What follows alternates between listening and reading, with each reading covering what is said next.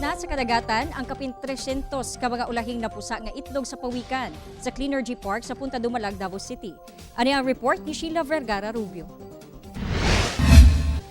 Mukabat sa 328 pawikan hatchlings ang girelease sa kadagatan karong semanaha nga gikan sa duha ka nest nga napalgan sulod sa Cleanergy Park.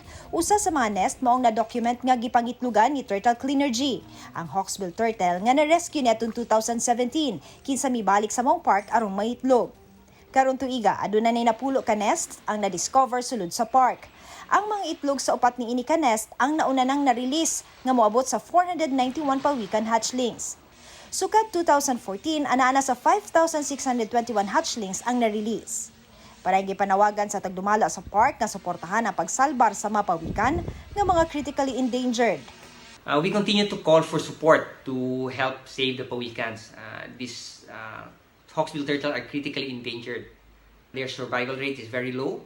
Only 1 out of 1,000 hatchlings reach maturity. Plastics are one of the main causes of pawikan deaths. We can take part in the pawikan conservation efforts by properly segregating and disposing our waste, especially plastics, and making sure they do not reach the sea. Gibana-banaan nga duna na usay laing mga itlog sa pawikan sa usas mga nest karon ang mapusa sa mga mosunod nga adlaw sa maong park.